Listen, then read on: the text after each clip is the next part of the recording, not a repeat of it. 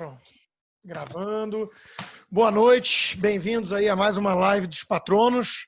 E hoje o tema não pode ser outro, né? Eu vou querer misturar, na verdade, a história da Antifa, mas a Antifa, a gente teve ali aquele documentário, né, que os tradutores de direita legendaram e que mostra há 2 anos atrás o que é a Antifa, né, daquele neozelandês. Realmente aquilo é fantástico. Recomendo a todos que não viram que vejam. Eu vou tentar fazer um brevíssimo resumo da Antifa, mas o que eu quero falar mesmo é do tema que está servindo de base como pretexto para essa nova ação da Antifa hoje, que é a questão racial e policial, né? Então, o negócio da Antifa vai ser só o starting point, né, para lembrar o seguinte: é algo organizado, é algo que tem muito dinheiro, é algo que tem gente sabendo o que está fazendo por trás, gente poderosa, tipo Jorge Soros, e uma massa de idiotas úteis. E como sempre foi toda a revolução.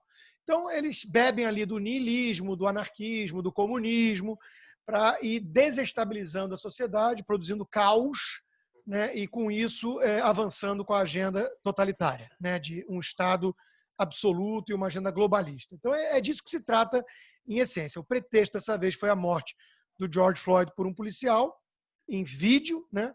Isso foi o estopim, isso realmente indignou muita gente de forma legítima, óbvio, mas aí foi usado por eles, né, como o ponto de largada para mais essa rodada mundial que estamos vendo, e bem orquestrada, para tocar o terror, né? Aliás, parênteses, né, a pandemia está oficialmente terminada, né? Nós estamos vendo a mídia já que é parte e cúmplice desse troço todo, porque essa Antifa e companhia são braços poderosos que se infiltraram na mídia e no Partido Democrata. E qual é o jogo deles? É fazer vista grossa, é evitar condenar, é tentar ver o lado bonito, o lado bom, a causa é nobre. Então é sempre um duplo padrão, né? Se 3 gato pingado em nome do supremacismo, da supremacia branca, né? Os supremacistas brancos, fizerem uma algazarra qualquer, isso vai ser destaque, manchete, apoiam Trump, Trump está ligado, isso é o que dá o Trump ter sido eleito. Se centenas de membros da Antifa tocarem o terror, isso no máximo vai ter uma notinha e vão falar de manifestação pacífica que termina em violência e que temos que levar em conta também a mensagem, né, escutar, porque afinal de contas estão apontando para injustiças. Então, esse é o jogo. E é um jogo do qual a mídia faz parte, né? Isso é muito importante entender, porque é a única forma de entender o quão orquestrado é. Quer dizer, em 3 dias a pandemia desapareceu, a aglomeração não é mais problema, pessoas sem máscaras lotando as ruas de Paris ou de Amsterdã não são mais sociopatas e genocidas, mas são pessoas humanistas lutando por uma causa nobre e chamando a nossa atenção para isso, né? Então, a Antifa acabou oficialmente com a pandemia. Esse é o tamanho do poder da turma. É fundamental a gente ter isso em mente, né? E, como muito bem apontou o Ben Shapiro, mostrando uma incoerência, mas que tem método, né? Acusam a polícia de ser sistematicamente racista, ao mesmo tempo que dizem que só a polícia pode ter armas, porque são contra o armamento da população. O que, na verdade, tem coerência. Por quê? Porque querem enfraquecer a população ordeira, que hoje está lotando lojas de arma para comprar mais arma graças à Antifa, né? Escreve certo por linhas tortas, ao mesmo tempo que querem atacar sistematicamente a polícia e enfraquecê-la do ponto de vista moral. E isso é um componente fundamental para a agenda totalitária estatizante, né? Vamos lá. No que depender desse viés da imprensa, dessa nossa mídia, né, e da americana também, da brasileira e tudo, as informações que chegam sobre criminalidade nos Estados Unidos, porque é disso que estamos falando, foi o estopim, né, essas informações vão sempre pintar a polícia como uma força sistematicamente racista, né, e responsáveis por muitos crimes e por muitas injustiças e assassinatos, né? E pouco ou quase nada vai ser dito sobre a proporção de crimes, né, em relação à população, à demografia e à etnia da população, né? Nada vai ser falado também sobre o aspecto cultural, sobre família. Sempre vai ser uma explicação ou econômica, materialista, né? Falta dinheiro e as desigualdades são um problema, ou vai falar que a polícia é o algoz e inverter tudo. E para colocar o dedo nessa ferida, né, a Heather McDonald escreveu o livro que é a dica da semana de hoje, é o tema que eu vou estar falando, né, uma resenha que eu escrevi, inclusive, que é o livro que disseca essa narrativa oca, progressista, que está por trás dessa temática da criminalidade nos Estados Unidos. Né? E ela mostra as falácias do Black Lives Matter, que é um movimento que ganhou muito corpo com o Obama na presidência e que vem ajudando a jogar lenha nessa fogueira. Né? E fazendo demandas típicas de um PSOL da vida no Brasil e cada vez mais endossadas pelo mainstream do Partido Democrata como solução para esses problemas que eles apontam que são falaciosos. Né? É uma verdadeira guerra contra a polícia, daí o título do livro dela, War on Cops, né? E que tomou conta desses movimentos raciais americanos, né? E que está fomentando um clima de desconfiança geral e de desordem, de anomia no país. Né? Qualquer abordagem policial é vista como criminosa, agressiva, né? Você reagir a isso com agressão passa a ser uma coisa legítima, defensável, e o que está por trás disso vem lá de longe, né? A gente tem que fazer um dia uma live só sobre esse assunto, que é a Escola de Frankfurt. Né? Essa história toda da década de 60, desses pensadores da contracultura, Marcuse, Foucault e companhia, né? Que quando você acusa o sistema de ser opressor de uma forma velada, você agredir o sistema passa a ser legítima defesa. Então, essa é a tática deles e fazem isso com a polícia. Né? Então, os xerifes, os policiais estão condenados num pré-julgamento de forma sumária, né? E naquela tensão do momento, né, eles imaginam a situação num neighborhood, numa vizinhança dominada pelo crime, que tem uma maioria de afrodescendentes. Você vai fazer uma abordagem com esse tipo de clima, né, sabendo que há essa postura reativa, né, até criminosa já de antemão, em relação à polícia. Como é que você faz? Né? Então, é óbvio que a abordagem é diferente. Né? A abordagem dos policiais na Rocinha é diferente da abordagem dos policiais no Leblon. Os demagogos, os sensacionalistas vão dizer que isso é fruto do racismo, mas óbvio que não é. Uma é uma área de guerra, de trincheira dominada por traficantes, onde o policial chega sob tensão, como se estivesse num campo de batalha. A outra é uma abordagem, obviamente, num lugar diferente, num contexto diferente. Então, isso é ignorado na narrativa, né? E muitos, eu estou falando isso porque muitos desses casos, como culminaram na morte do George Floyd, e esse sim um assassinato, né?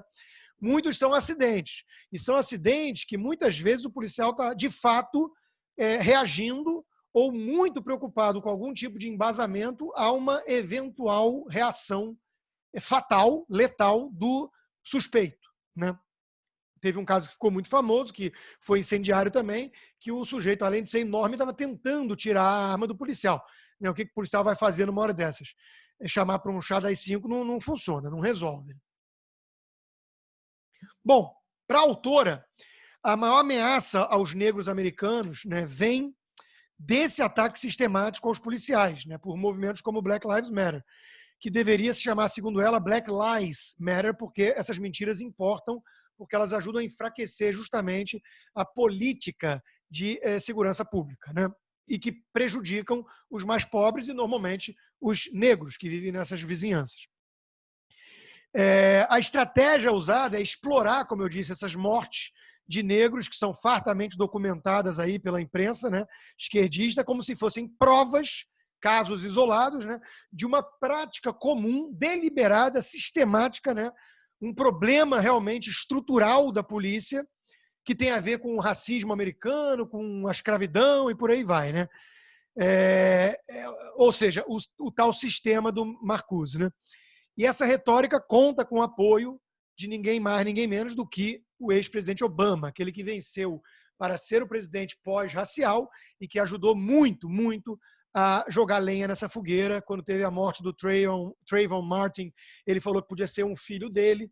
Quer dizer, a morte de qualquer indivíduo, né, ou de qualquer adolescente ou jovem, poderia ser o filho de qualquer um. Então, é óbvio que ele falar que podia ser um filho meu, ele está puxando a cartada racial, como ele fez desde o início. Qualquer crítica às políticas defendidas pelo Obama, um radical de esquerda, né, era recebida como um ataque racista, porque não aceitavam um presidente negro americano. Então, essa sempre foi a estratégia, e o Obama abusou muito disso, e, na minha opinião e de muitos outros, ele contribuiu bastante para polarizar e segregar ainda mais a nação com base racial, em vez de representar a superação desse problema nos Estados Unidos. Problema este que existe. Ninguém está negando, e isso é um espantalho no debate. Você está negando que existe racismo nos Estados Unidos, está negando que existe policial racista. Não e não. O que eu estou negando é que é uma polícia sistematicamente racista e que mata deliberadamente negros porque são negros e por aí vai.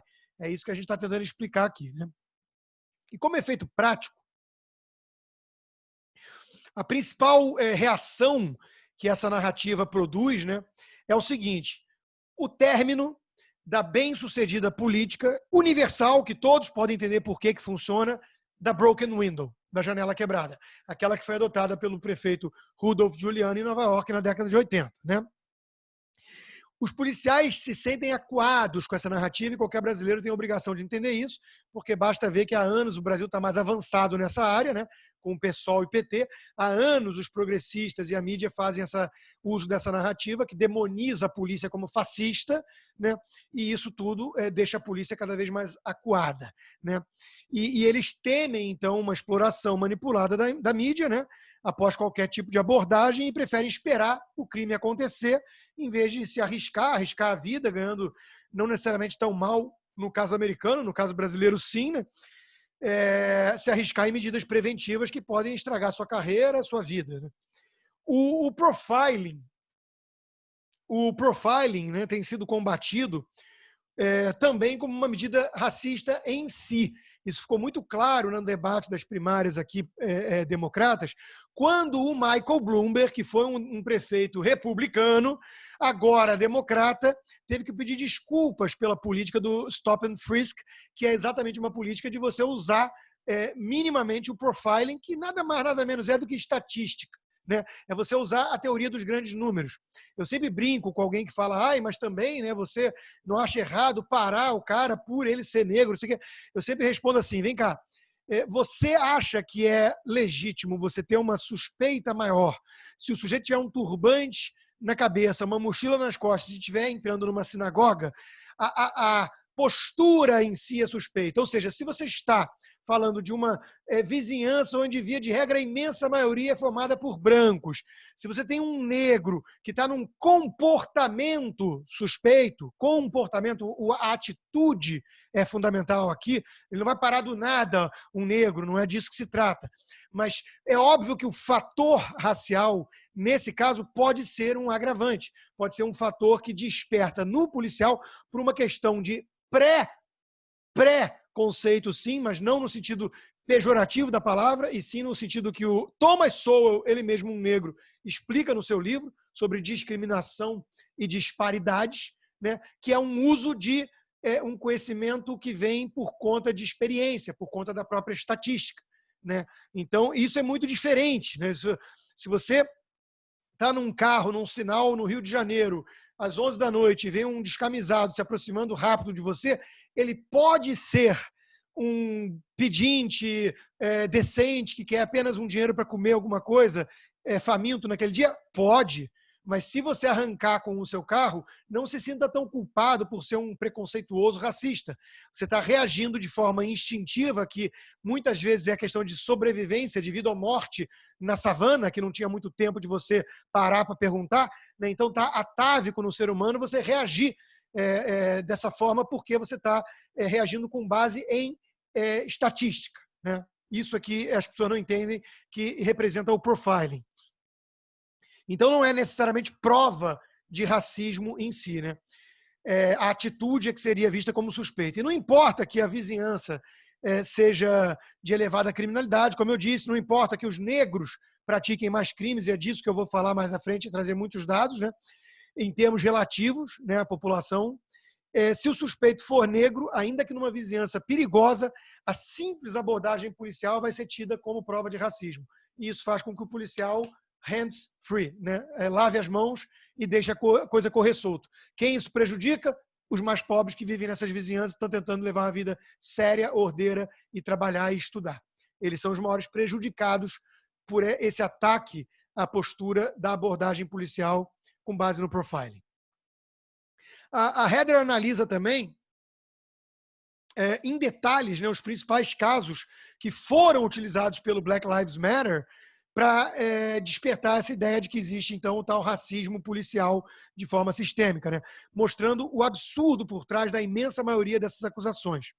Ela também refuta a acusação de que a guerra contra as drogas é uma outra narrativa muito usada, né, especialmente o crack, tem como objetivo uma nova forma de escravidão velada, né, prejudicando de forma desproporcional os negros. Ela mostra, por exemplo, que a imensa maioria de presos por venda de metanfetamina e tudo mais são brancos.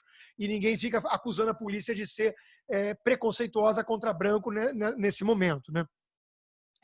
Ela toca na ferida, enfim, né, ao expor aquilo que esses movimentos de esquerda desejam a todo custo evitar, né. O problema está, e aí é duro de falar isso, né, mas qualquer pessoa com compromisso com a verdade e que não seja politicamente correto ou lacrador tem que constatar, a criminalidade é maior nas comunidades negras, né? Não num suposto racismo da polícia, e sim porque existe mais crime nessas áreas. E aí a gente tem um problema factual e a gente tem que tentar explicar esse problema. É o que gente como Walter Williams, como Thomas Sowell, que são negros, tentam fazer sem demagogia, sem sensacionalismo e sem vitimismo. Pelo contrário, eles acham que o vitimismo está entre as principais causas, porque limita muito a possibilidade de saída dessa armadilha, né?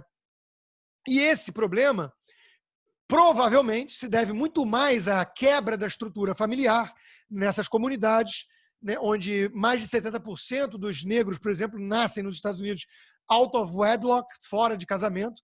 A mulher mora numa periferia, numa casa com subsídio, naquelas comunidades pobres, horrorosas, dominadas por venda de drogas, que a gente cansa de ver em filmes, né? Ela tem vários namorados, uma vida muitas vezes promíscua, isso aumenta a chance de estupro. Imagina que está no 7º namorado no ano, que tem um filho pequeno em casa, ela tem que trabalhar, o filho está almoçando biscoito, né? Então isso é um retrato da vida nessa sociedade. Isso não é um problema material, né, que se resolve dando mais assistencialismo do Estado, isso não é um problema racial, isso é um problema cultural, socioeconômico e muito mais cultural do que qualquer coisa. O esgarçamento dos valores morais e tudo mais.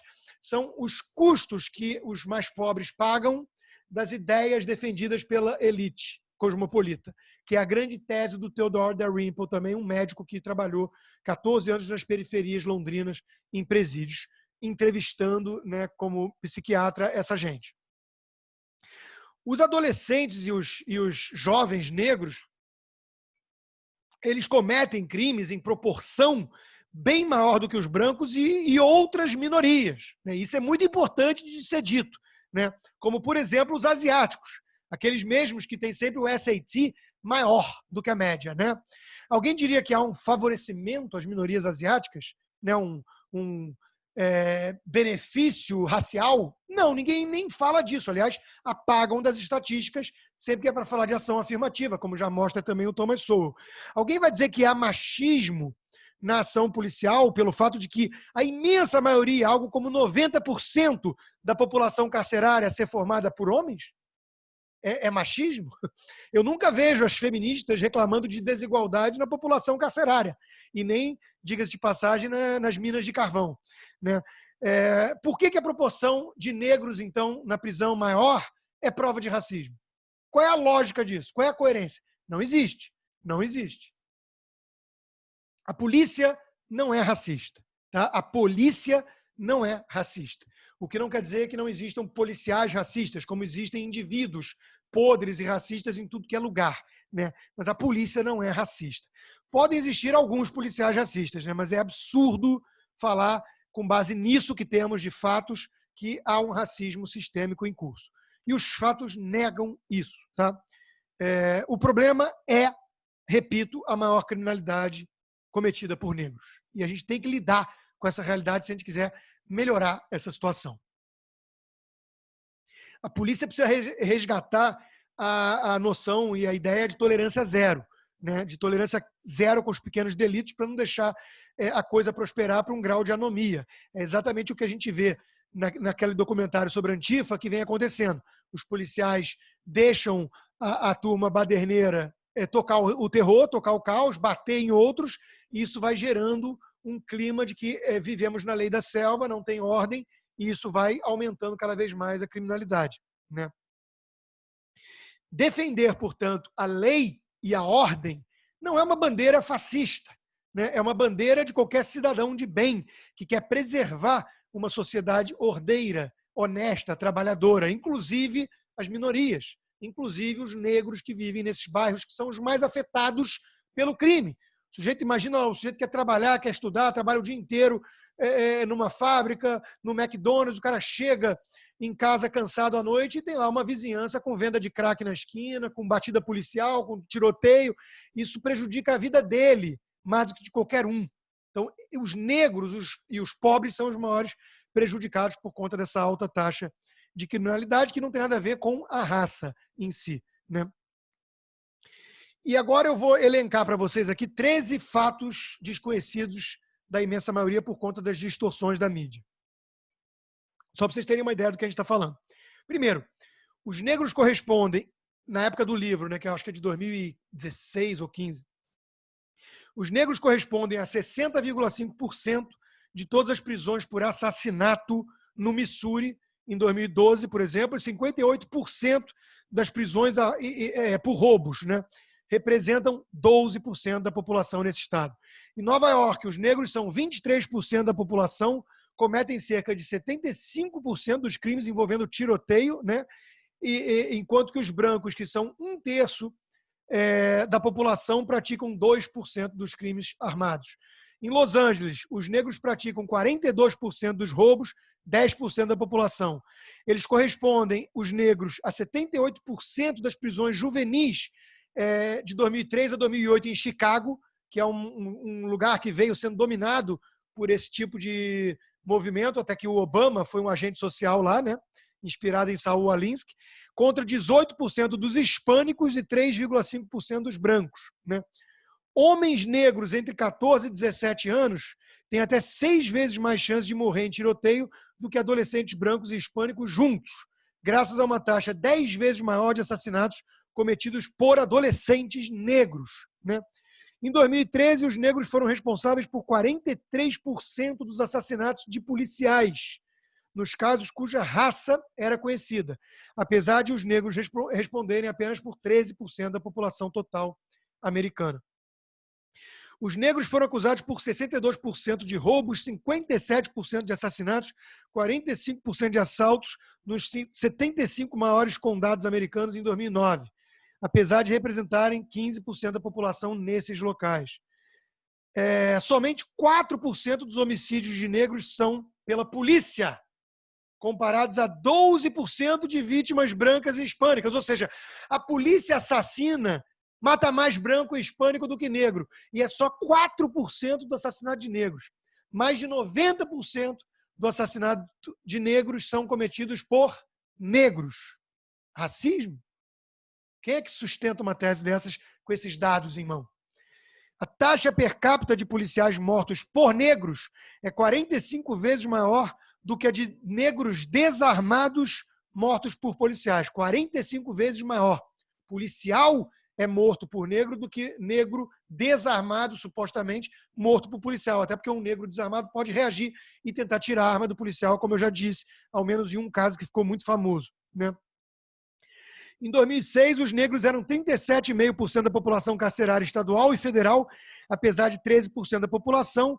1 em cada 33 negros estava na prisão da época, 11% de todos os homens negros entre 20 e 34 anos, que é justamente a idade maior aí de crime, né? que são os jovens, adultos.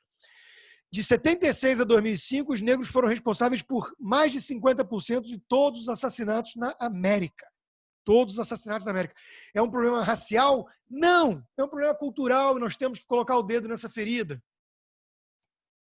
Talvez as políticas afirmativas, talvez o vitimismo, talvez a desestrutura familiar não tenha colaborado muito, né, para a prosperidade e tudo mais da comunidade afrodescendente. Quando você vai comparar com a comunidade judaica, com 2% da população americana, são os que têm menos taxa de divórcio, menos taxa de agressão doméstica, menos taxa de alcoolismo, menos taxa de dropout em universidade e por aí vai. E aí você entende o sucesso. Né, com 2% da população americana e 0,2% da mundial, tem 20 e tantos por cento de prêmio Pulitzer, 20 e tantos por cento de Oscar, 20 e tantos por cento de prêmio Nobel e por aí vai. Né? É racial? Não, é cultural. É cultural. Em 2006, os negros eram 37,5% dos 1.274.000 presos estaduais, e se forem retirados os presos por drogas, porque essa é a narrativa, que é uma política sistemática de drogas para prender o negro pobre, né? Se retirar, essa taxa cai apenas meio ponto percentual para 37% do total, ou seja, quase nada. São crimes violentos, são crimes de roubo, de estupro, de assassinato, né? E mais de 72% dos negros americanos, como eu disse, nascem de mães solteiras, né? Sendo que é uma taxa 3 vezes maior do que uma análise que foi feita similar em 65, antes de começar essa grande sociedade, o movimento da contracultura e tudo isso, né? A vitória progressista na cultura, né? E que já gastou mais de 20 trilhões de dólares, né, em 80 diferentes programas de welfare state voltados para resolver esse problema. Talvez, os programas assistencialistas da esquerda tenham dado errado. Talvez, né? Quem sabe? Diante desses fatos, né, a gente pode fazer como um típico progressista, ignorar tudo, né, ignorar o essencial e atacar as desigualdades, ter um enfoque materialista e acusar a polícia de racista, porque isso faz eu me sentir bem. É o feel good sensation, eu vou ser um lacrador, eu vou ganhar muitas curtidas da turma do Beautiful People, dos meus pares na quarentena gourmet, naquele coquetel com um vinhozinho refinado, né, da turma muito refinada e prudente, e aí você pode optar por isso, mas não vai ajudar em nada fechar os olhos em relação a ajudar essas pessoas, em especial os mais negros e os mais pobres, né? Não é culpa, portanto, da guerra às drogas, não é um problema de viés racial da polícia, tampouco é algo que pode ser resolvido com mais cheque do Estado, né? Esse remédio foi testado ao longo de décadas e fracassou, pior, ampliou e muito o problema, né? Mas é como faz a esquerda sempre. Pega um problema, ataca as causas erradas, vai lá com as suas medidas, piora muito mais o problema e fala que faltou mais do veneno que ofereceu, né? Os negros são presos em proporção maior do que hispânico, branco e asiático e sofrem uma abordagem policial maior pelo mesmo motivo. Cometem mais crimes. Esse é o fato, essa é a causa, né? E é um fato inegável. E resta encontrar as causas estruturais disso, né? Para mim, olhar as famílias desestruturadas e a cultura do gueto é um bom indício, né? Obama, como eu disse, foi um ativista social em Chicago que ajudou muito a implodir esses pilares e essas estruturas, né? Isentando sempre o indivíduo de responsabilidade, colocando sempre a culpa no sistema, na polícia, no capitalismo, no homem branco. Isso é o caminho mais rápido de você ferrar com a vida de um jovem ou de um adolescente negro, né? Então, um movimento que efetivamente se importasse com esses negros, né, ele ia ensinar que a polícia deve ser respeitada, que a lei e a ordem são importantes, são fundamentais para uma comunidade viver em paz, trabalhar e prosperar. Que resistir a um policial é um ato inconsequente, irresponsável e perigoso. Né? Teve um vídeo que viralizou uns anos atrás de um negro que foi parado pelo policial e o policial perguntou, o que sempre pergunta, se ele tinha arma no carro. E o sujeito falou que sim, mostrou o conceal gun, o permit dele, com muita calma e tudo, e ele respondeu, escreveu um post dizendo que foi muito bem tratado, que a gente tinha que se desarmar um pouquinho e ficar parar de endossar automaticamente certas narrativas que eram, por sua vez, preconceituosas também do outro lado, contra a polícia, que se você receber o policial de uma forma diferente, talvez você vai ter um tratamento diferente. E ele terminava perguntando, será que não ocorrem muitos problemas aí porque a reação do negro, na média, é pior? E ele teve milhões e milhões de visualizações e curtidas e foi massacrado pela comunidade que fala em nome dos negros, não pelos negros. São esses movimentos raciais. Um outro livro que eu queria usar aqui para terminar, apesar de que eu vou falar um pouquinho também disso, porque é interessante e eu acho que é complementar. É um outro livro para dar uma visão complementar a isso, é um livro chamado White Girl Bleed a Lot, que é uma expressão que ficou conhecida porque uma negra usou essa expressão quando viu uma branca que tinha apanhado, sangrando, falando White Girl Bleed a Lot, tirando sarro e ironizando o fato de que ela estava sangrando muito. E o subtítulo é The Return of Racial Violence to America and How the Media Ignore It, do Colin Flaherty. O autor está falando aí de um caso que é conhecido como knockout aqui nos Estados Unidos, e eu vou explicar já já isso. É uma brincadeira para vocês terem noção do que a coisa chegou.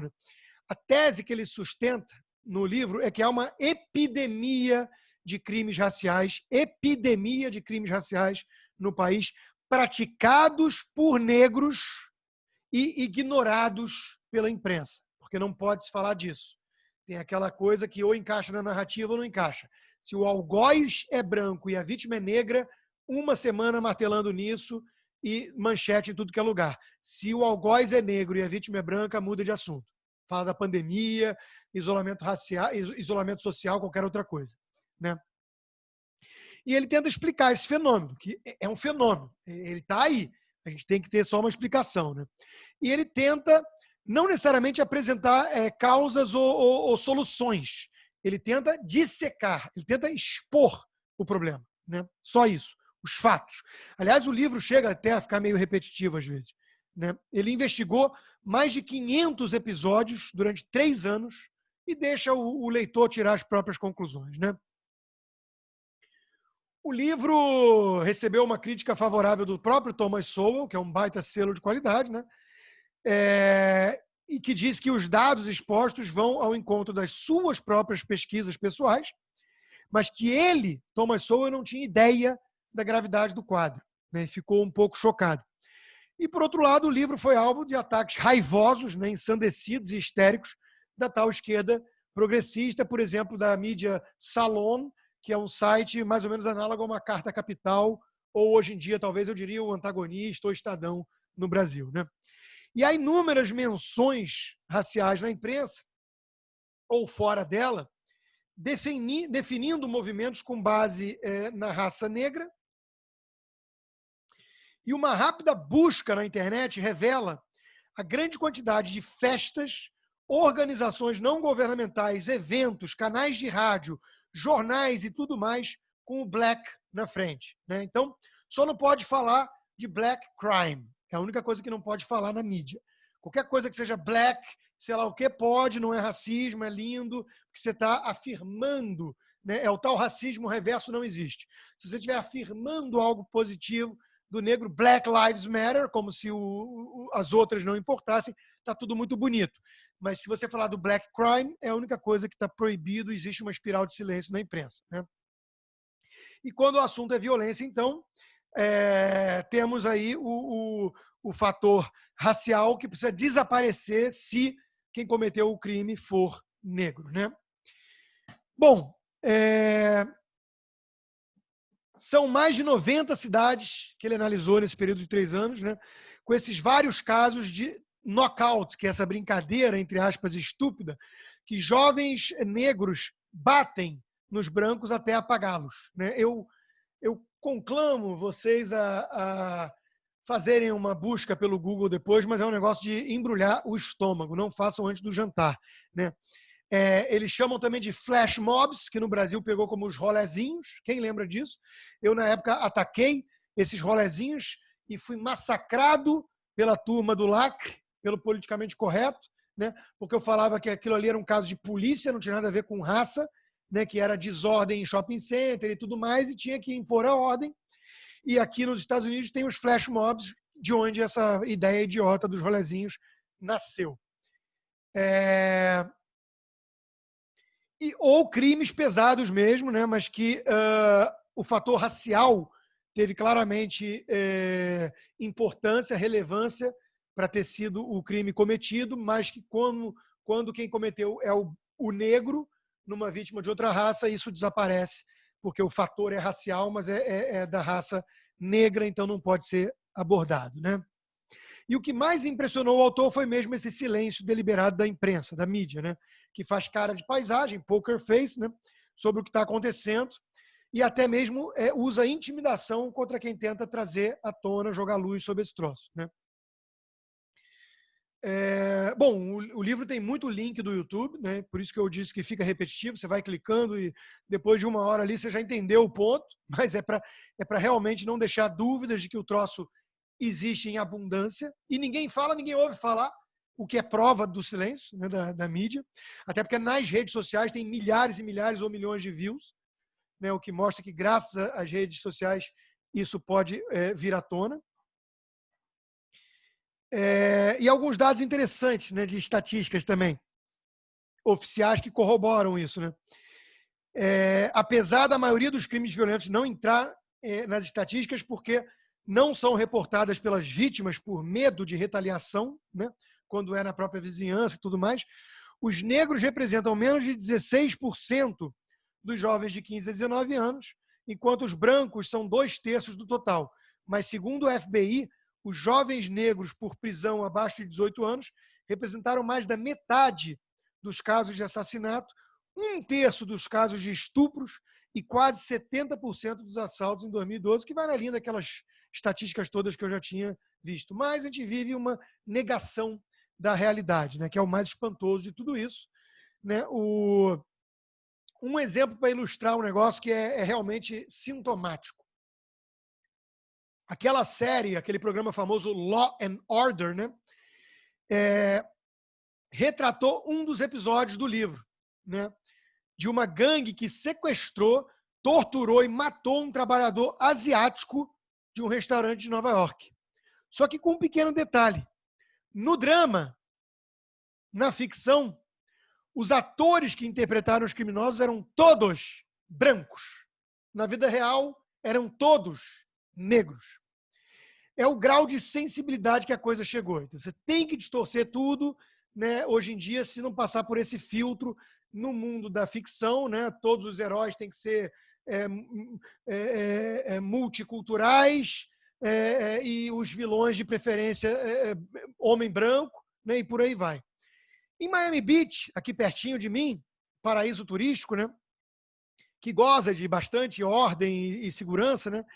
Todo ano ocorre a famosa festa Black Beach Week, né, na época do Memorial Day. E é um evento voltado para a comunidade negra, anunciado em rádios e jornais direcionados ao público negro.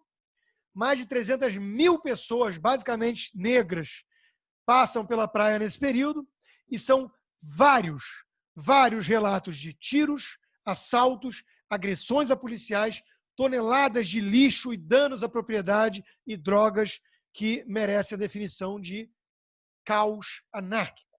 Mas não pode criticar, porque, afinal de contas, é a comunidade negra. E se você é vizinho e se critica isso, é porque você é racista. Então, você vai vendo o grau que a coisa chegou.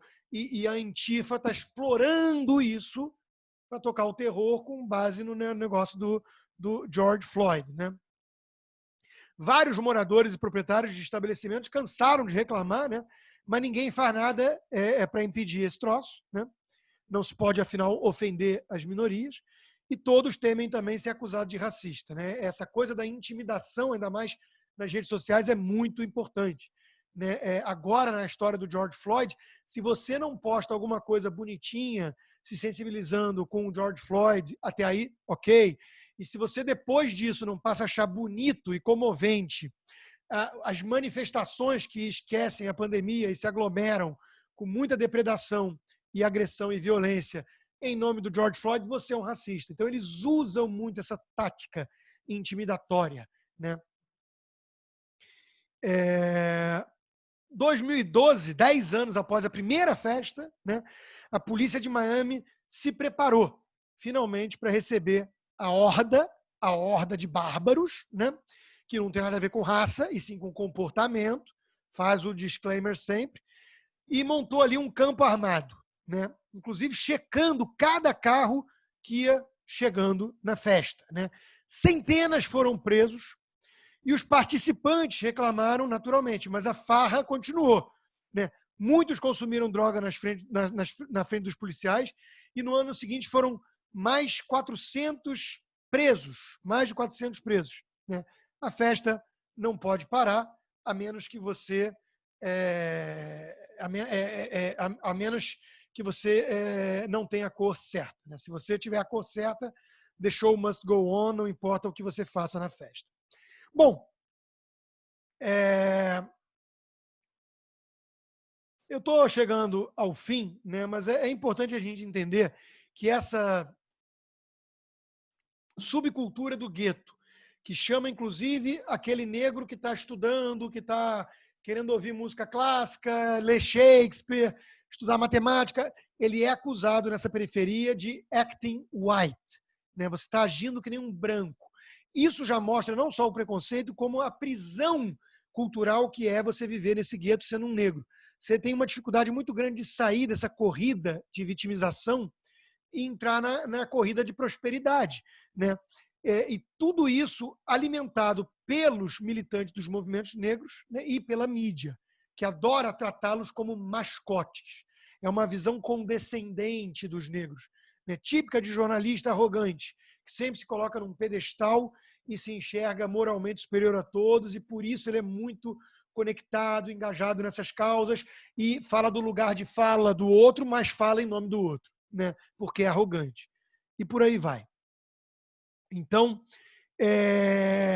todos esses padrões culturais de meritocracia, de ralar para ser alguém, tudo isso já é uma forma de simulada do sistema dominado pelo homem branco, patriarcal, fascista, para poder manter o jogo desigual e por aí vai. Então, você tem que reagir ao sistema de forma violenta, porque o sistema em si é podre, valeu Marcuse, valeu Foucault, é isso que eles fizeram. E a esquerda romântica entra como idiota útil nessa história. Entra como uma voz de disseminação dessa narrativa deliberada, que tem método, né, porque tem uma sensibilidade mal calibrada, porque é ignorante, porque quer ser bem vista. Né? Uma cena que circulou esses dias aí foi uma cena, a coisa mais patética e constrangedora que eu já vi na minha vida. Um homem e uma mulher jovens brancos beijando a bota de uns negros que estavam gritando que o sistema era injusto e que tinha que subverter isso, e eles reconhecendo e pedindo desculpas. Né?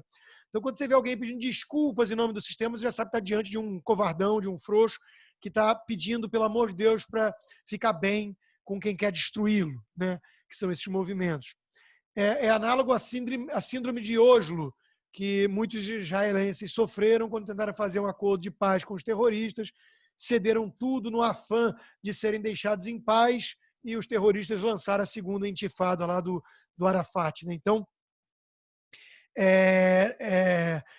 isso é um desejo um tanto acovardado que existe em muita gente, que está até na natureza humana, que é você achar que se você tecer 3 ou 4 palavras de elogio, aquele que está tentando te intimidar e mostrando os dentes, ele vai te fazer um carinho. Né? E a forma mais rápida de você ser devorado. Né?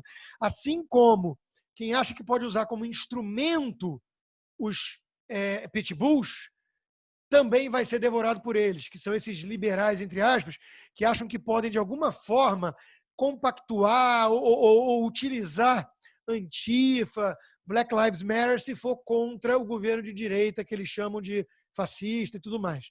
Então, eles condenam os excessos, mas na prática eles toleram, eles falam, não, nenhum nem outro, né, um relativismo e tudo, porque no fundo, eles estão querendo mostrar, primeiro, como eles são tolerantes, sendo que só com a extrema esquerda revolucionária, comunista, anarquista, golpista.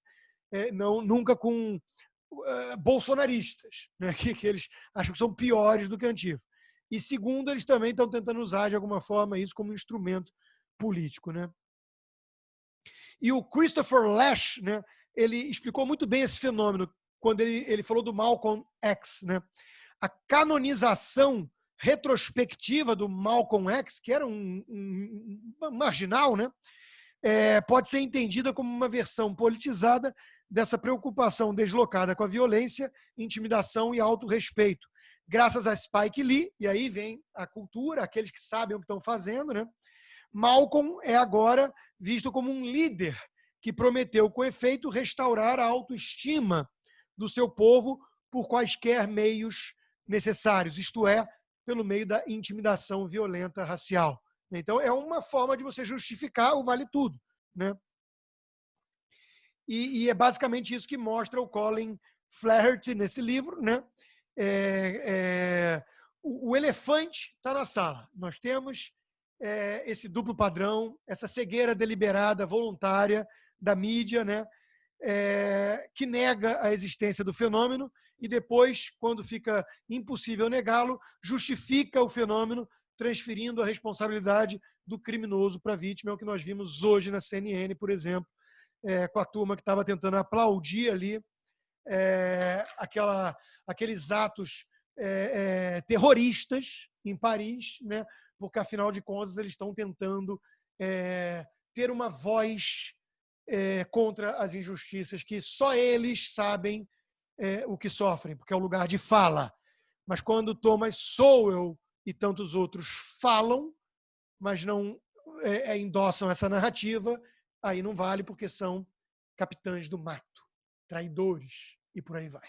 Então, a gente já viu essa história antes, é igualzinho ao marxismo, e não é à toa que isso é um movimento que bebeu muito das fontes marxistas.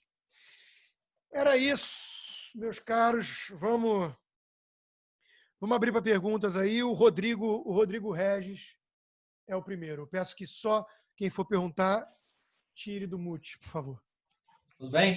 Bom, seguinte, eu tá correndo o risco de ser inocente. Para mim foi nessa semana que a esquerda, quando eu falo esquerda não é elite, mas o geral assim descolou da realidade, assim. Para mim descolou total da realidade. Eu fiquei até pensando, cara, depois desse evento do leite aí do Bolsonaro, daqui a pouco tem o anti-Ku Klux Klan, porque assim, o nego tá apelando para qualquer lado.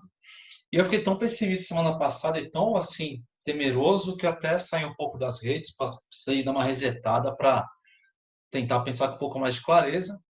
E aí que vai minha pergunta vai nesse sentido. Você trouxe duas informações muito sutis aí que me deixou até um pouco mais esperançoso, que é o lance do Law and Order e a relação do Spike Lee endeusando o Malcolm X, né?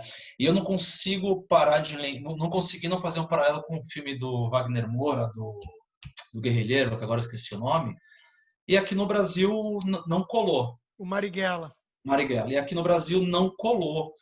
E aí nesses momentos eu falei assim, puta, eu acho que talvez a gente se sinta minoria porque a mídia força a barra, e eu fico sempre oscilando.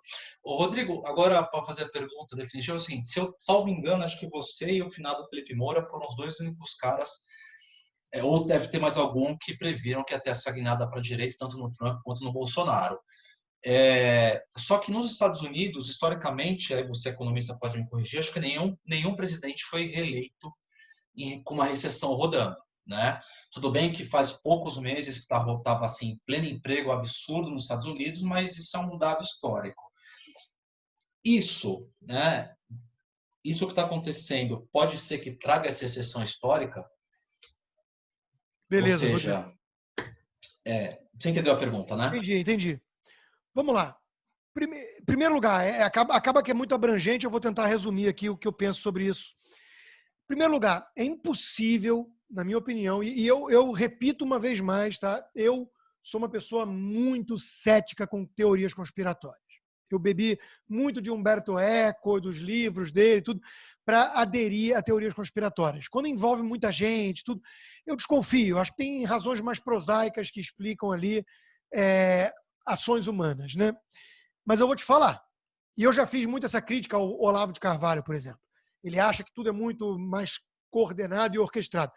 Mas eu vou te falar, quando a gente vê o que está acontecendo, por exemplo, no mundo hoje, é muito difícil você não flertar com alguma teoria conspiratória. Tem método e as pessoas sabem o que estão fazendo. A imensa maioria é idiota útil. A imensa maioria. O chefe de redação da sucursal lá do jornal, ele é só um lacrador. Ele é só um covarde, um ignorante, um pusilânime. Mas alguém sabe o que está fazendo. O Jeff Bezos controla o Washington Post, o Carlos Slim controla o New York Times. Quando você vai ver, são 12 caras mesmo, bilionários que sentam lá no grupo de Bilderberg, sei lá. Então, assim, alguma influência há. Pelo menos em escolha de pauta, de ação. Os Soros dá dinheiro para esses movimentos pra caramba. O cara doou 18 bilhões de dólares só para sua fundação bancar projetos sociais, né? Dá dinheiro para o Fernando Henrique Cardoso e para o Mídia Ninja no Brasil. Então, tu imagina, é o mundo inteiro. Então, é óbvio para mim, hoje em dia, está óbvio que existe palavra de ordem e que o negócio é muito coordenado. Nós saímos... Gente, quem não fica espantado com isso está vivendo em outro planeta. Nós saímos da histeria do isolamento social. Se você botar o pé na rua sem máscara, você é um genocida.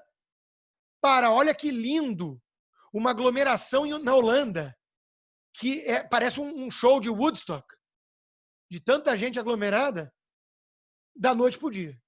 Da noite para o dia. A Antifa enterrou a pandemia.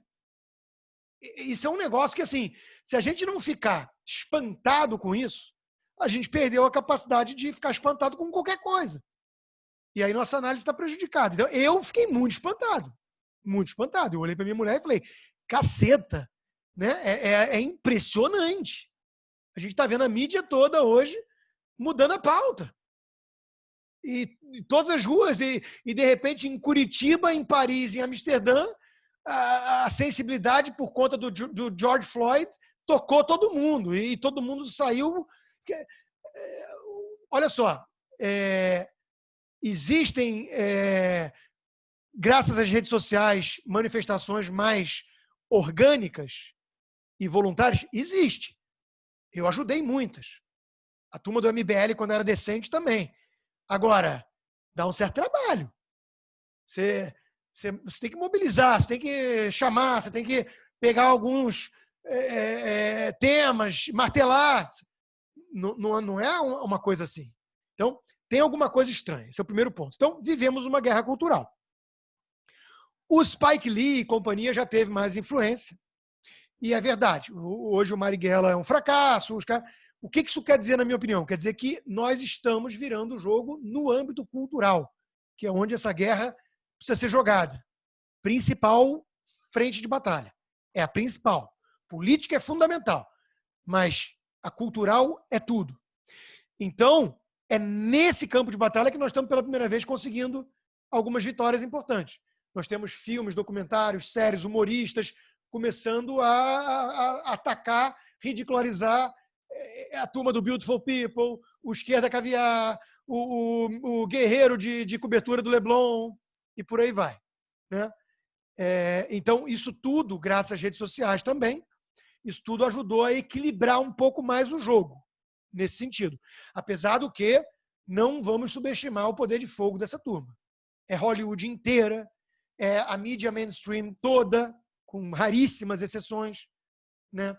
É a academia, quase que toda. Imagina cada professorzinho que está aí. Outro dia um professor veio lá me responder no Twitter, não sei o quê. Eu fui ver alguns comentários, eu vou ver quem é. O cara foi lá dar uma lacrada, não sei o quê. Eu fui ver, o cara é professor de ciências sociais, não sei o quê. Quer dizer, esse é o cara que está lá, Ciro 2022. O cara é professor. Então, esse cara se multiplica que nem Gremlin. Enquanto que o professor de direita todo mundo conhece, porque é o professor de direita que está comprando briga contra todo mundo. Então, ainda é muito desigual, muito desigual.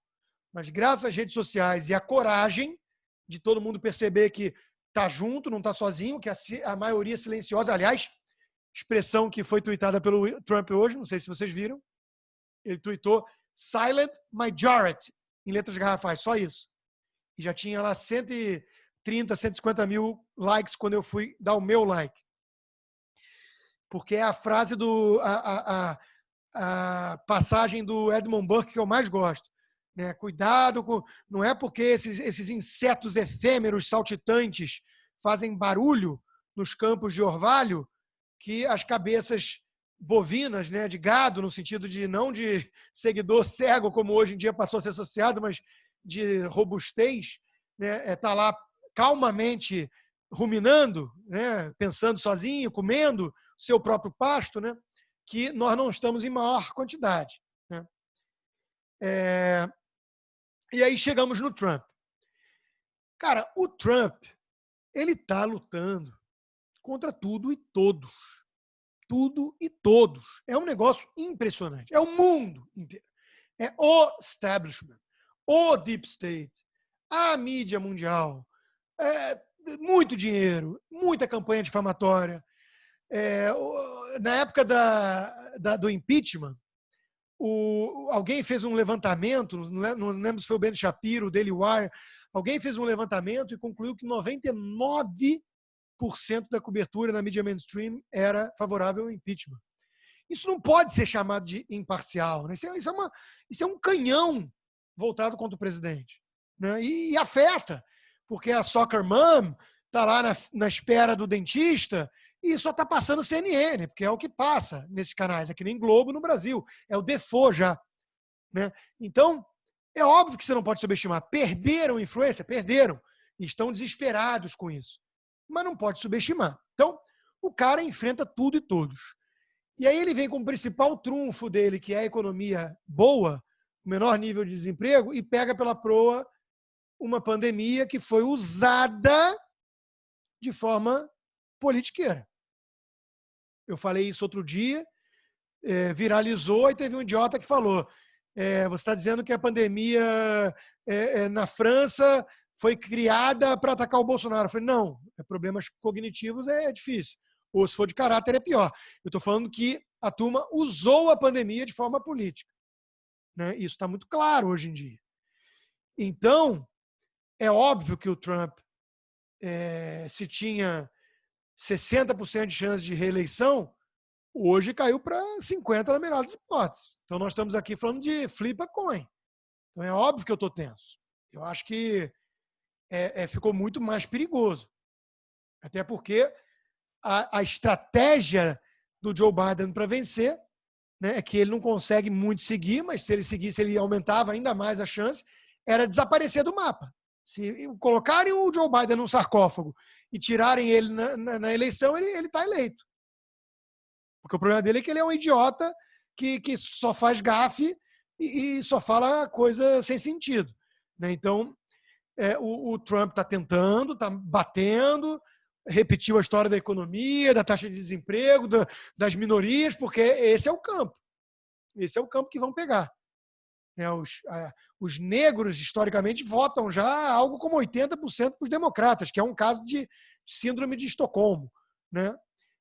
Mas isso tinha melhorado um pouco com o Trump, ele consegue atrair um pouco mais de voto dos independentes, ele tem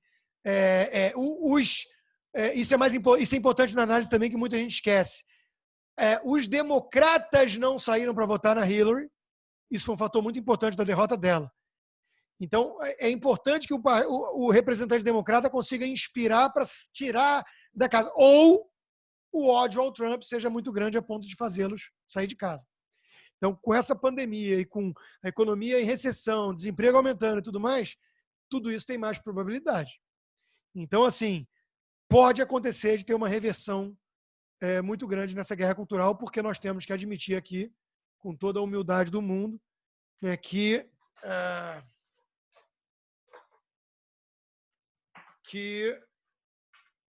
se a gente está numa guerra, cultural, o Donald Trump é hoje, sem sombra de dúvidas, o nosso maior soldado. Bruno Medeiros. Oi, Rodrigo. Deixa eu botar o vídeo aqui. Oi, Rodrigo, tudo bem? Beleza? Tudo bem. Cara, algumas perguntas. Uma eu ia fazer essa pergunta da eleição também, mas eu acho que foi perguntado, mas você não emendou. Você acha que essa questão do law and order entra aí como fator da eleição? Acho que esse era o ponto que eu queria botar, só complementando essa primeira pergunta. E eu queria fazer umas outras duas perguntas mais soltas. Uma é a seguinte, na tua visão, qual é o objetivo vamos dizer, se existisse, eu até achei curioso você falando que começa a acreditar um pouco em teorias conspiratórias, qual seria o sentido dessa concertação aí de Jeff Bezos, George Soros, Bill Gates, em acabar com o capitalismo, né? Implementar esse socialismo? Qual é a tua visão para explicar isso? Beleza. E três, não é nenhuma pergunta, é um pedido. Como é que eu explico para as minhas filhas essa história toda dos negros e de que não tem um viés de uma forma que não seja tão estatística e que não seja tanto esses números todos? Beleza, Bruno. Ótimo, porque eu tenho uma filha adolescente, como você sabe, e eu tive que conversar isso com ela. Até porque eu vi umas postagens dela indo para a linha lacradora e eu chamei para conversar. Vamos lá, eu fecho com isso. Vamos pelo começo. É muito bom você lembrar, porque a minha resposta ficou incompleta, né? Então, vamos botar setinhas. O que mudou, né? Economia era o grande trunfo do Trump. Hoje, até novembro, parece aponta para baixo. Inverteu, né? A toxicidade do Trump é alta, afasta a soccer mom. Se fosse contra um Bernie Sanders, beleza, porque o plebiscito passa a ser sobre o maluco, né, e esquecem quem é o Trump. Se é com o amorfo do Joe Biden, a toxicidade do Trump entra em cena. Então, setinha para baixo. É ruim, porque ele vai disputar com um cara simpático, é o Sleepy Biden, é o Crazy Biden, mas ele não fede nem cheira, não é uma ameaça. Então, a toxicidade, o estilo do Trump, né, que seduz e mobiliza militância engajada, que é útil para tirar, mobilizar para voto e tudo, mas afasta o moderado, que não consome política no dia a dia, setinha para baixo, porque aumentou agora com o Joe Biden e tudo mais. E a questão do law and order, que ficou faltando realmente, né? É setinha para cima e muito para cima. Porque hoje até o Pedro Doria teve que admitir isso no Twitter, achei engraçado, né? Que ele é um jornalista do Globo, é um cara simpático, é um cara bem intencionado, acredito eu, mas é um liberal estilo americano, né? Ele tenta se esforçar um pouco para aprender sobre política americana e tudo, mas ele não é um verete, mas está quase lá.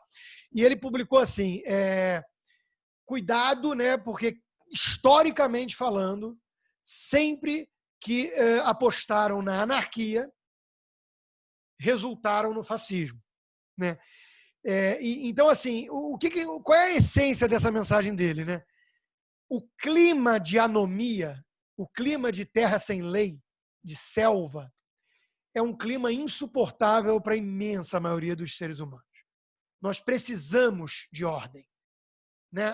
O planeta tem ordem, né? Deus talvez fosse sinônimo de ordem para muitos, né? O logos é sinônimo de razão e por aí vai. Aliás, eu terminei esse livro fantástico, a gente trata dele em uma outra live. E nós temos uma necessidade disso. Nossa vida é acordar, é uma rotina. A vida sem rotina é uma loucura, né? É caótica. O Jordan Peterson fala muito, fala muito disso no livro dele, né? Do 12 Rules for Life. Então, esse pessoal da Antifa e companhia estimulando a baderna e sempre vai passar do limite, porque eles vão perder a mão, porque dentro desse grupo você vai estar dando vazão a psicopatas. Todos esses movimentos sempre contaram com marginais. Você pega um sujeito e dá um taco de beisebol e fala, olha como é divertido quebrar aquele carro.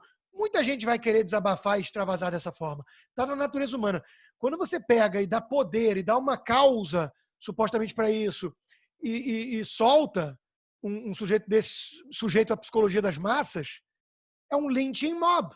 Né? Lay on the Crowd, do Gustavo Le Bon, que era um livro que o Hitler conhecia e estudou. É psicologia das massas, é torcida organizada de futebol. Não é à toa que isso começou no Brasil com as torcidas organizadas agora, né? Não é à toa. Então, tudo que esse sujeito precisa é de um pretexto. Tem muita gente que fala assim, eu não gosto de futebol, leva ao fanatismo. Eu não gosto de religião, leva ao fanatismo. Política leva ao fanatismo. Não! É o mesmo sujeito, imbecil, desprovido de qualquer valor mais elevado e qualquer propósito na vida, que está buscando um pretexto para dar vazão a esse niilismo, porque a alternativa dele é se matar, seja nas drogas pesadas ou seja com um tiro na cabeça. Então, ele encontra uma válvula de escape no futebol, na religião, na política e por aí vai. Quem disputava, e isso fica muito claro também no documentário sobre a Antifa, né? E todos os estudos sérios sobre nazismo, quem disputava a alma nazista era o mesmo perfil que estava sendo disputado pelo lado comunista. Então, é o mesmo perfil de sujeito. É um homem jovem na faixa de 18 a 40, loser, é um fracassado, e por aí vai, é um cara ressentido. É a política do ressentimento. Então, tu pega um sujeito desse ressentido, joga um taco de beisebol na mão dele, solta ele na rua, e a mídia falando que bonito a luta pela justiça social contra o racismo, todas as manchetes, manifestação pela democracia, manifestação contra o racismo. Porra, é óbvio que os caras vão sair do controle e vai descambar para anomia, para black bloc, para quebradeira, para assassinato. Então isso vai gerar uma demanda enorme por law and order. E quem oferece isso? Não é o Joe Biden, cujos assessores estão pagando a defesa desses bandidos, que nem o Marcelo Freixo fez com a Sininho e os black blocs. Veja como o Partido Democrata hoje em dia está muito mais para PSOL do que para PSDB, né? Algo que muito brasileiro não entende. Então, law and order é uma grande seta para cima, mas a economia e a toxicidade, o estilo do Trump, duas setas para baixo. Qual é a resultante disso? Acho que é 50-50. Né? Eu ainda estou esperançoso, Bruno. Eu acho que o Trump leva. Mas ficou muito mais difícil. Sobre o capitalismo, e por que os metacapitalistas bancam movimentos revolucionários socialistas ou de desestabilização da sociedade, tem vários fatores. Tem um fator psicológico aí, elite culpada, tem um fator mais pragmático, enfraquecendo esses pilares de uma sociedade livre capitalista, eles que já são estabelecidos como força econômica, não necessariamente se dão mal. Eles cooptam o sistema. Eles controlam o Estado. Quando você é um disruptor, você sacode os incumbentes. E as Microsoft da vida, as Google da vida sempre falavam contra a regulação. Hoje em dia, meu amigo, é chuva de processo e de tentativa de regular e propina e projeto de lei, que se o cara não for parte de Washington ou de Brasília, ele morre. E ele já cresceu. Então ele toma o sistema para controlar o jogo e não deixar que os outros cheguem. Então, até certo ponto, o que é o globalismo? Eu sempre fiz essa analogia. O globalismo é a degeneração da globalização em algo administrado por uma elite, o que é exatamente análogo ao capitalismo de Estado dentro de um país. Em vez do livre mercado, nós temos a economia degenerada para uma administração por uma elite. Então, o globalismo está para a globalização como o capitalismo de Estado está para o livre mercado. É isso. E a gente sabe que interessa a muitos grandes empresários o capitalismo de Estado. Eles controlam o jogo. Então, até certo sentido, eles acham que não vai sair do controle. Eles acham que não vai virar Revolução Francesa. Mas eles estão brincando com o fogo. Porque você está alimentando o chacal, alimentando o corvo, que pode comer seus olhos. Então, se passar do limite no enfraquecimento desses pilares, você vai cair no fascismo.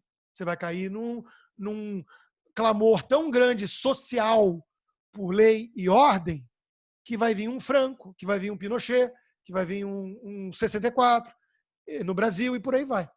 Então, eles tentam, na minha opinião, trabalhar com isso. Mas tem um livrinho que, cara, que é brabo, eu resenhei, mas é brabo porque ele sacode qualquer cético com teoria conspiratória. E ele, obviamente, defende que não é teoria conspiratória. Mas, ainda assim, você termina o livro incomodado, mas fala, caramba, puta, tem muita coisa. É foda mesmo. Que é o None Dare Call It Conspiracy. Que é exatamente um livrinho onde o cara mostra como todo regime revolucionário socialista foi financiado por capitalista. Todo. E aí você vai ter que explicar esse troço. Elite culpada, Fundação Ford, Fundação Rockefeller, esses caras são culpados e dão dinheiro para ficar bonitinho, o Jorge Soros, né? Ou é alguma coisa a mais? Eu acho que tem outras coisas que entram aí também, que é o God's Complex. São normalmente cosmopolitas, liberals, ateus, desprovidos desses valores mais essenciais e querem brincar de Deus. Porque chega num nível de bilhão que a única droga possível é o poder. É a única droga possível. Então, o poder é a coisa que mais seduz, né? Já dizia o Lord Acton. E numa entrevista do Jorge Soros, ele chega a dizer isso. Ele chega a confessar que ele, às vezes, se sentia Deus. Então, eu acho que isso também pode ser uma coisa. O cara brinca. A Bill Gates é muito isso. O Bill Gates, acho que é muito isso também. Então, eu não menosprezo essas coisas de fator psicológico também, né? Mas eu acho que é uma combinação de vários fatores.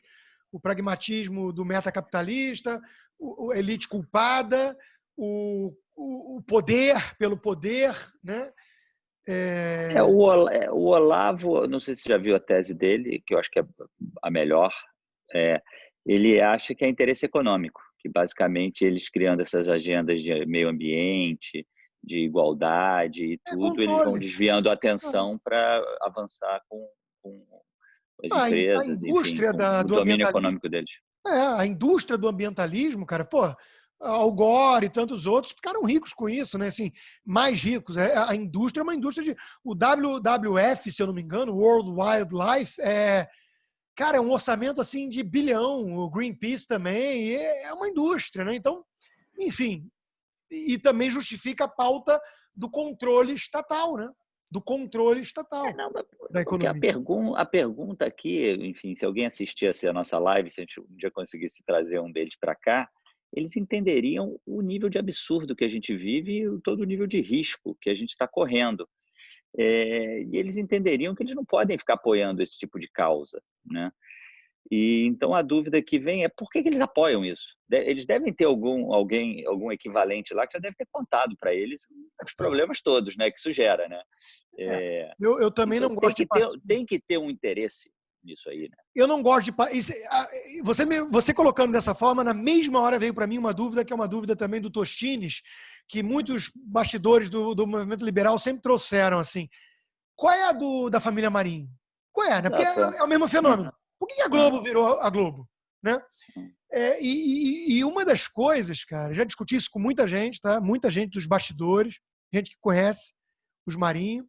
Eu também conheço, já tive reuniões fechadas com o João Roberto durante horas, só eu e ele, né? E num almoço que eu tive com ele uma vez, ele virou para mim e falou assim: Rodrigo, poxa, cara, eu sou muito grato ao Instituto Millennium, né? Que é uma coisa meio tucana, com um pouquinho de liberalismo, que a gente criou ali, o Paulo Guedes até que sugeriu, e graças ao Paulo Guedes eu criei, eu sou membro fundador, e ele virou, graças a vocês ali, eu abri meu olho para algumas coisas.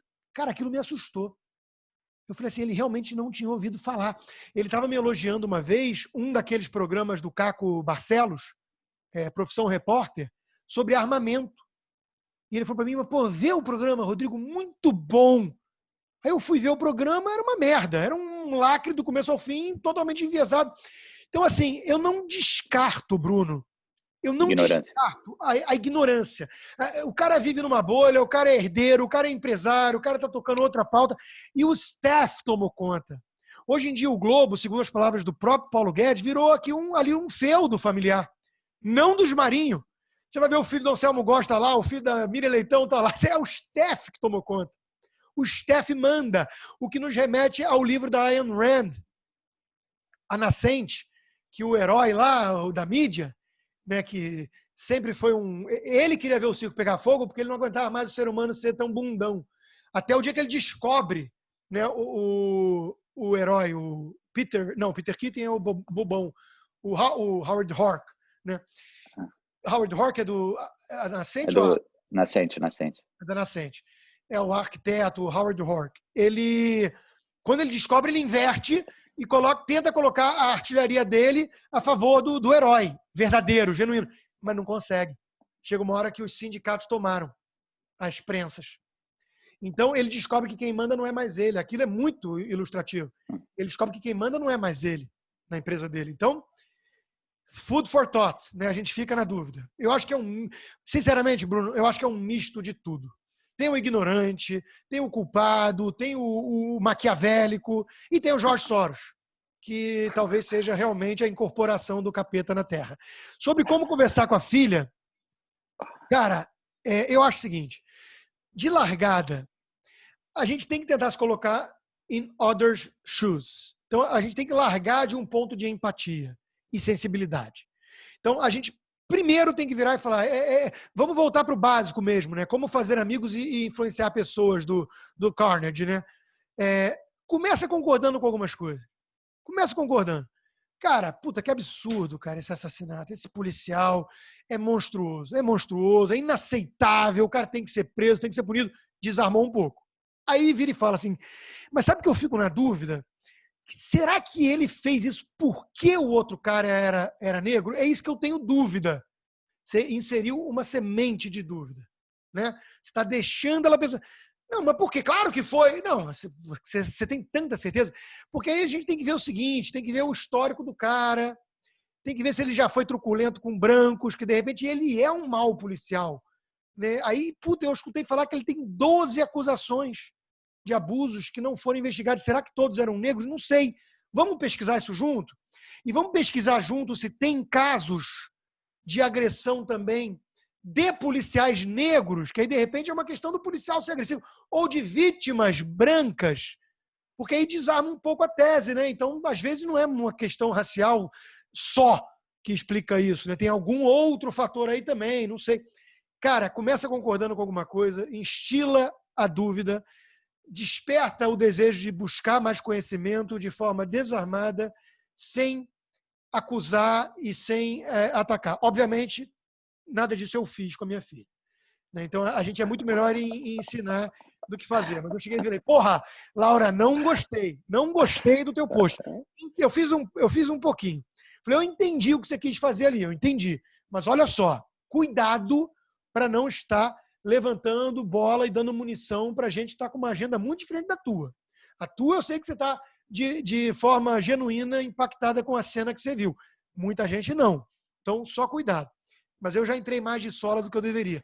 Esse caminho que eu falei agora, eu acho que é mais inteligente. Mas santo de casa não faz milagre ou faz um pouquinho só, porque minha filha está bem. Na média, ela está bem. Maurício. Boa noite.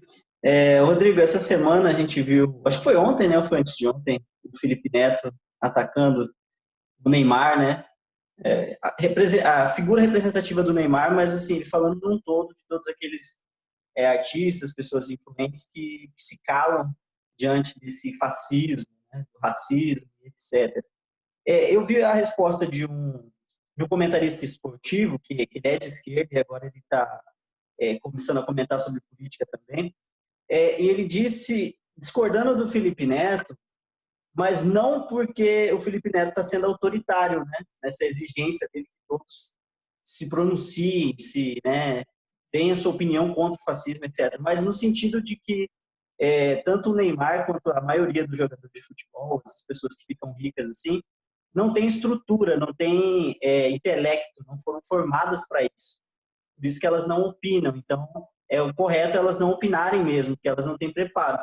E assim, deu para entender no argumento dele que se a pessoa se preparasse, com certeza ela se manifestaria contra o fascismo, entendeu? Então, essa é a ideia por trás do argumento dele, de que se você realmente estudar para uma pessoa bem instruída sobre tudo, né, na vida, você vai ser contra, com certeza vai ser contra o fascismo. Por um lado, eu concordo, eu acho que ele está certo no sentido de que realmente aqui no Brasil a maioria dos intelectuais, né, são realmente de esquerda e vão concordar com essa posição, mas, por outro lado, a gente sabe que ele está errado, né? Eu queria que você abordasse um pouco sobre isso, sobre essa formação intelectual aí que seria a desculpa para o Neymar não opinar.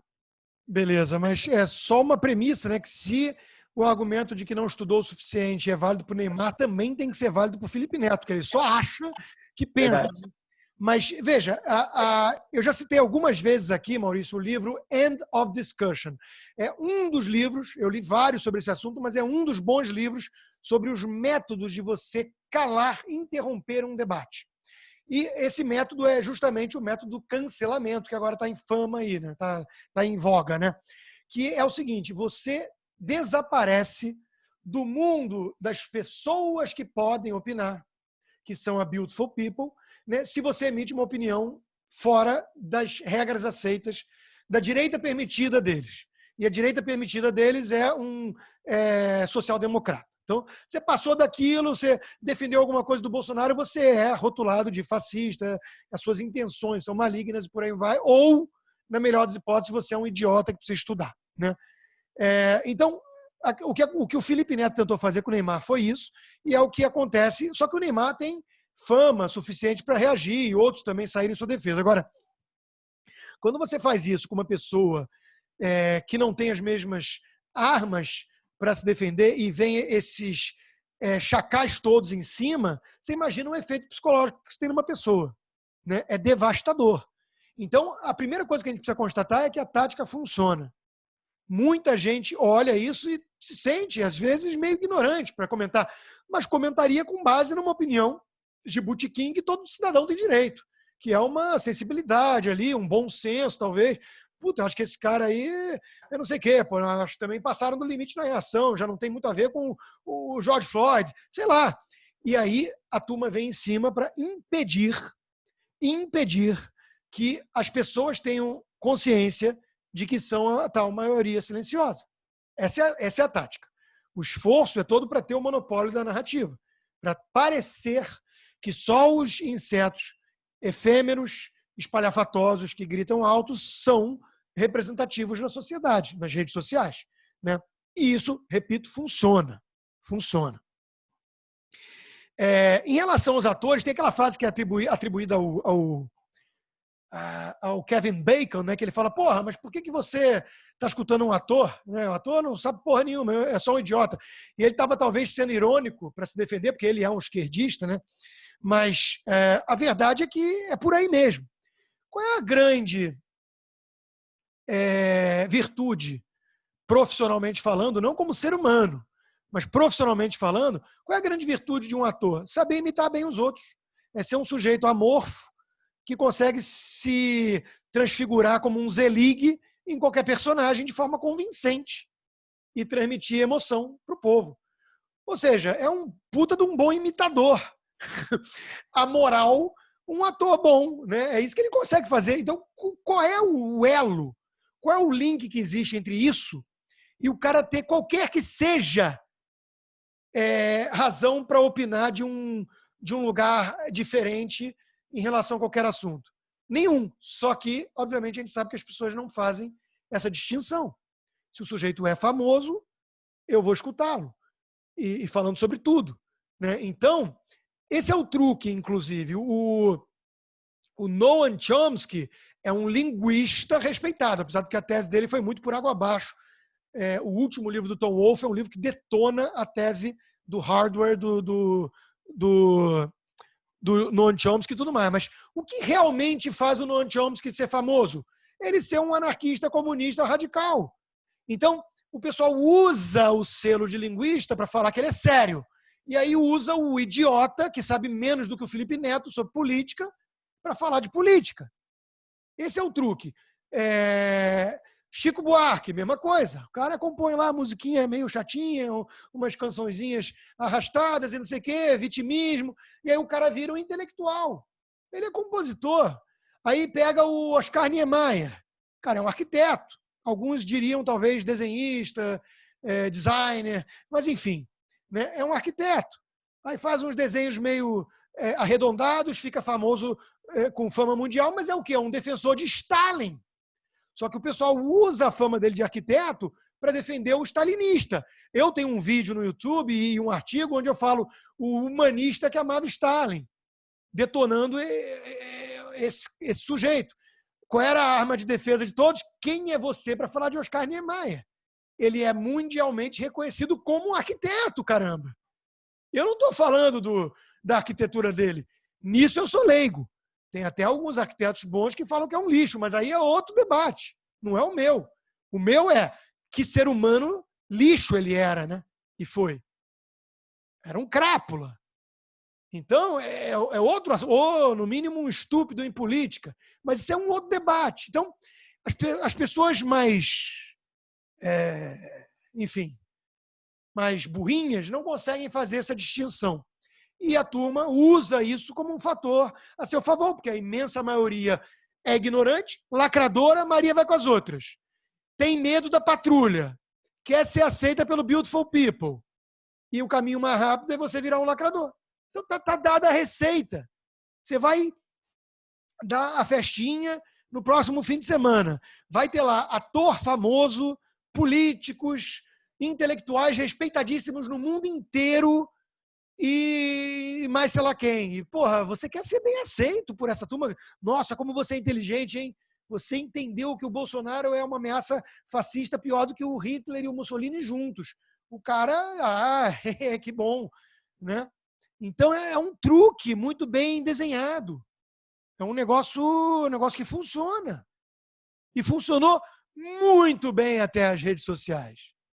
E é por isso que eles estão desesperados. Porque graças às redes sociais, o Chico Buarque descobriu que tinha uma outra ala da sociedade, até a maior parte, até a maioria, que não o acha um Deus que nem todos no globo, mas que o acha um verme como ser humano, um petista, imbecil e mau caráter. E os caras descobriram isso graças às redes sociais. Então controla essa porra, que está me incomodando. Controla. Não deixa esse cara livre, expondo a minha hipocrisia, a minha canalice, minhas contradições e minhas incoerências. Não deixa. Então, é disso que nós estamos falando. Então, essa história do Felipe Neto, aliás, ele virou o maior desses, né?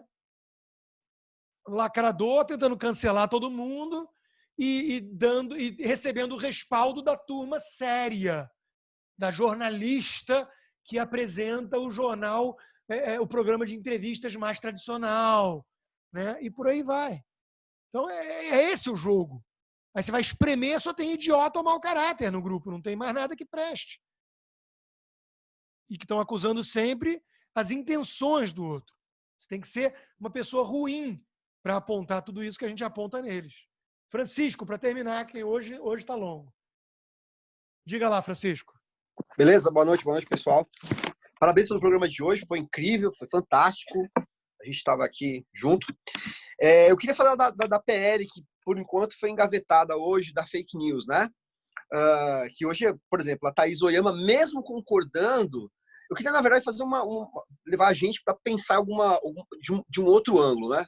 A Thaís, mesmo concordando que é um absurdo, ela da imprensa profissional. Cara, PJ por PJ, eu tenho lá minhas restrições em relação ao Alan, PJ ele tem também, velho. Se o problema é que não consegue chegar à fonte, com o Alan se consegue processar ele numa boa. Ele tem lá o PJ dele lá e ele faz o trabalho dele.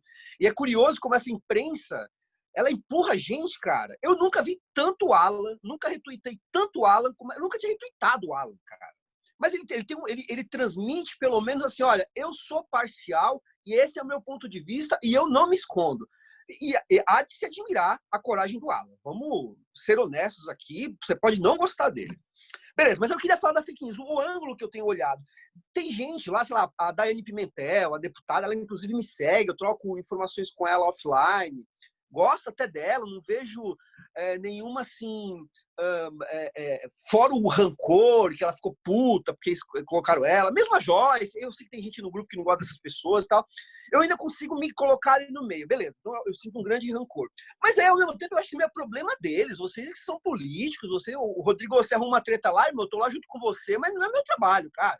eu retuito, tô lá com você no front, mas, bichão, você vai lá arrumar lá a treta com o Hélio de la Penha, o problema é seu, Rodrigo. Então, assim, é o seu trabalho. Eu entendo essa linha limite, entendeu? Então, assim, não vem pagar de rancoroso. Qual é o meu ponto? Esse papo furado de que fake news atrapalha o cara, isso é conversa mole, gente. Eu não sou marqueteiro, mas aquele ditado antigo, se tiver algum marqueteiro depois quiser falar, falem mal, falem bem, mas falem de mim. Pergunto para você, MBL, Bolsonaro, Joyce, você mesmo, Lobão, todo mundo foi atacado ou pelo bolsonarismo ou do outro lado. E ninguém ficou menor nessa história, gente. Vamos falar real, ninguém ficou menor. Tanto que o MBL, Lobão, a Joyce, todos eles, quando querem chamar a atenção e dar relevância no Twitter, pode reparar. E pode vir gado. E pode vir extremistas e olavistas, porque eles se alimentam do bolsonarismo. Isso é conversa mole. Nenhum saiu menor dessa história. O Nando Moura tá lá, mano, todo dia xingando filha da puta, vai tomar no cu, parece um histérico maluco. O desenhista aloprado lá, o histérico, todo dia ele faz um chamamento dos bolsonaristas. Ele não está defendendo nada. Ele está em trás de audiência como qualquer outro. Eles enganam a puta que os pariu. Eu não falo palavrão. Você acompanha meu Twitter. Eu nunca falo palavrão. Eu sou um cara comediante, porque eu não quero ser bloqueado. Quando eu tiver um pouquinho maior, eu vou soltar uns palavrão também lá. Porque eu não quero ser bloqueado, porque eu também peguei o esquema do jogo, né? O nego vai se alimentando daquilo. Então não venha me enganar com essa conversa. Esse papo de fake news em grande parte, é o político querendo se defender para poder processar você como der na telha dele, e eles sabem que quem vai dominar isso são os progressistas, e a grande imprensa que quer voltar o monopólio da informação. Então vão a puta que os pariu com esse papo mole de que está sendo... como é que é? Como é que eles falam, meu Deus? Acabando com a reputação. Não acaba. Todos eles estão lá, maiores do que nunca. Maiores. A Joyce faz a ginástica mental para dizer que ela não é petista nem bolsonarista. A Joyce só falta ela gritar agora fora Paulo Guedes. Era isso. Na verdade, eu queria só fazer uma visão geral. Eu pesquei algumas coisas. Vamos lá. Em relação, primeiro, ao jornalista, né? Alan dos Santos, aqui, ó, coraçãozinho. Eu reconheço que o cara tem coragem. Aliás, eu reconheci essa virtude dele. E é uma virtude que, segundo Aristóteles, é a básica, é a primeira. Discordo de muita coisa dele, não gosto do estilo, mas reconheço que ele compra essa briga. E é uma definição difícil. Tanto que eu respondi a Thaís no programa hoje, apontando exatamente isso. Poxa, ela estava lendo ali as definições, as características do site que ela atacou como terça livre. Eu jurava que ela estava falando do antagonista ou da Folha. Vocês sabem que ela escreve, ela e o Josias, no UOL, que é do Grupo Folha. Então, foi deliberado o meu ataque, né? E o que eu entendo disso é o seguinte, é a história do monopólio. A patota corporativista sempre viveu dessa mídia, desses veículos de comunicação, com uma divergência aqui, outra acolá, mas rezando todos sobre mais ou menos a mesma cartilha, qual seja politicamente correto, visão progressista de mundo, sou liberal, cosmopolita, lacrador e por aí vai.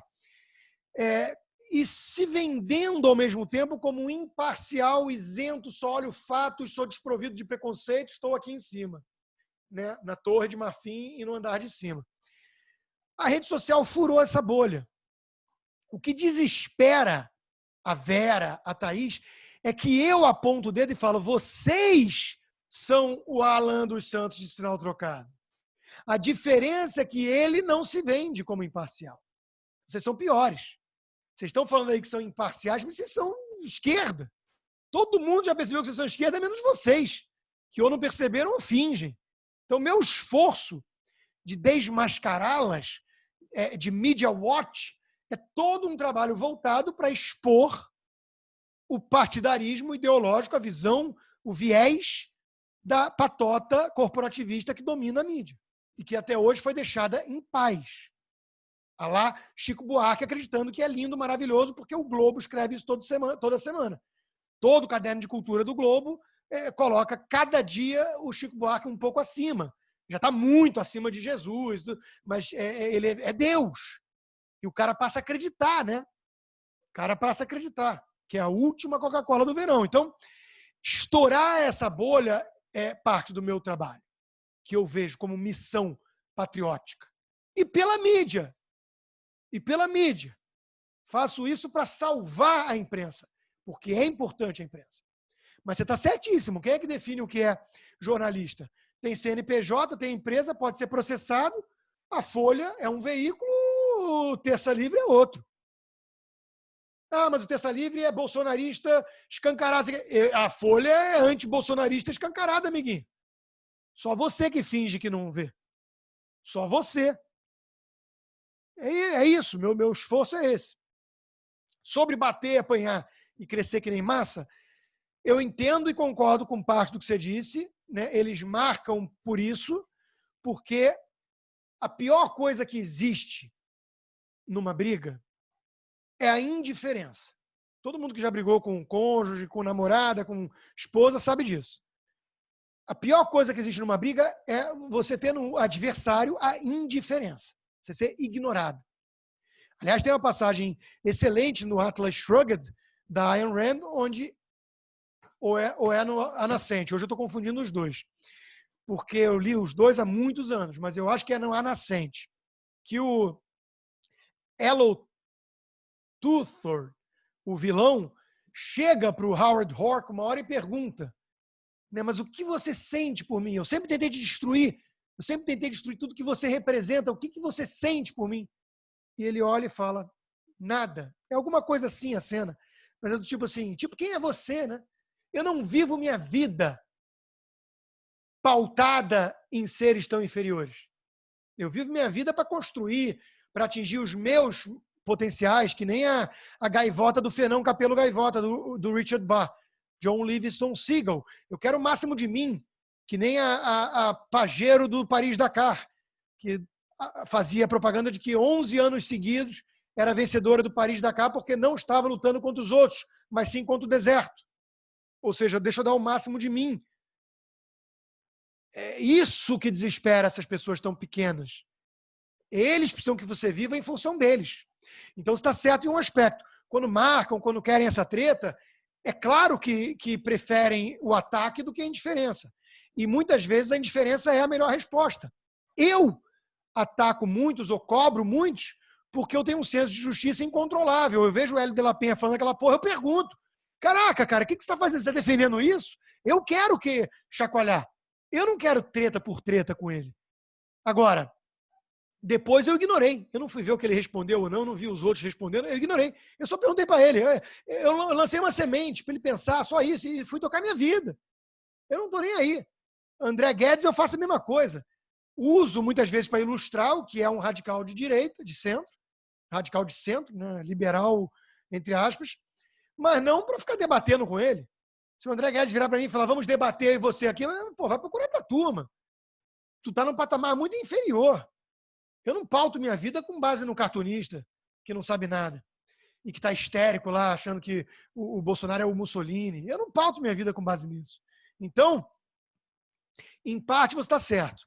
Não, só para parênteses, não sei se ficou claro, Rodrigo, eu nem acho que isso não seja bom para o debate. Eu acho que é bom, acho que tem que ir atrás, porque essas pessoas também têm uma audiência lá, é importante que as pessoas ouçam. O Hélio de la Penha coloca a polícia queimando, é importante. Você não está debatendo necessariamente com eles, você está usando eles para expor ao público contraditório. Mas, mesmo assim, tem algumas horas que eu me canso e vou dando um follow. Hoje foi a treta com o Pedro Menezes, que é meu colega de coluna na Gazeta. E o cara vem falar que o Paulo Guedes não fala em nome do liberalismo, quem fala em nome do liberalismo é ele, a última Coca-Cola do verão, o MBL e a Helena Landau do Livres. Quer dizer, os progressistas que votavam no Obama ou no Haddad para não votar em Trump e Bolsonaro. Vai pastar. Então eu rebati, usei como instrumento, vi que ele me usou, e aí eu parei, opa, estou dando muito holofote, muito pedestal para um cara muito menor. Parei, unfollow. Pedro Menezes já não vai ser mais minha pauta. Já usei ele como instrumento para ilustrar a arrogância dos pseudo-liberais jovens que acham que descobriram o liberalismo no mundo. Pronto, está dado o recado. Mas não vou mais ficar alimentando carinha. Não vou. Você tem que saber que você compra briga com pessoas muito menores e isso está te depreciando. E eu não estou dizendo menor de seguidor, não. Estou dizendo menor em vários aspectos. Em vários aspectos, porque senão seria uma postura arrogante. Não é isso. É menor porque o cara está querendo uma picuinhazinha. O cara vai falar que o Paulo Guedes não é liberal, mas liberal é a Helena Landau e... porra. Entendeu? Então vai bastar. Não vou perder tempo mais com esse cara. Não vou perder tempo. Agora, por que eu disse parcialmente concordo? Porque eu não sei, eu não fico checando. Porque eu realmente não vivo minha vida baseado nessa gente, né? Eu não vivo. Mas eu não fico checando como é que foi o número de seguidores desse pessoal. Mas me parece que MBL e Joyce sofreram. Acho que eles tiveram queda. Eles sofreram, Rodrigo, mas muito eu acompanho relativamente razoável. Por exemplo, o Nando Moura eu acompanho desde que ele tinha 200 mil seguidores. Né? Eu nunca acompanhei, nunca. Pois ele nunca falou de política, cara. A política foi acontecendo na vida dele. Ele falava de música, etc, né? Que era o sertanojo lá atrás. Eles sentem, mas o que deixou de segui-los é um percentual grande?